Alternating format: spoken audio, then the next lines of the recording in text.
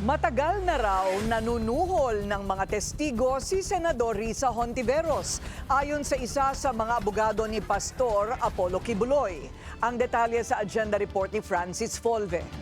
He had not been informed of the status. Patas na investigasyon. Yan ang panawagan ni Attorney Ferdinand Topacio, abogado ni Kingdom of Jesus Christ leader Apollo Kibuloy, matapos maghain ng cyber libel complaint ni Senator Risa Hontiveros sa National Bureau of Investigation.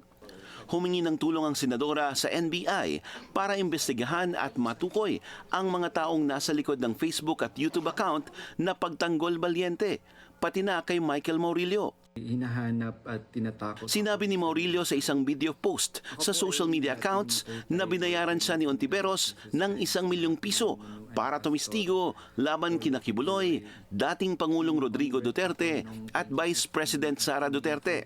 The NBI should investigate not only whether or not this witness was lying, but whether or not there is truth to his allegations in order to make it fair. You were saying a while ago. Bagamat ayaw husgahan ni Topacio ang dating Senate witness na si Maurilio kung nagsisinungaling o nagsasabi ba ito ng totoo, kailangan din anyang tingnan ang sinasabing pattern sa umano'y panunuhol din noon ni Hontiveros sa mga testigo sa iba pang kaso. And the second would be with respect to the Farmally case, where a certain Mark Clarence said on video, on record, that he was bribed by Senator Hontiveros with electric bikes and certain amounts of money to testify falsely against executives of Farmally. Panahon na niya para may maghain ng ethics complaint laban sa senadora. Sa pagkakaalam ni Topacio, wala pang kumakausap kay Maurilio mula sa kampo ni Kibuloy matapos bawiin ng dating Senate witness ang kanyang mga pahayag noon laban sa KOJC leader.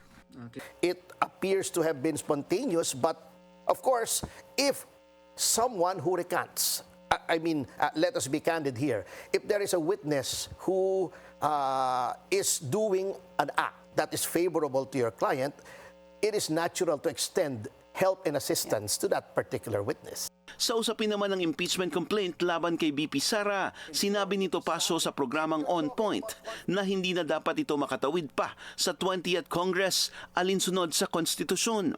At kung transparency din lang sa paggamit ng confidential funds ang pag-uusapan, hindi lang anya ang bise ang dapat busisiin hinggil dito. Maybe 1 billion, 10 billion, whatever the amount may be, the Constitution mandates equal protection of the laws. Persons similarly situated should be similarly treated.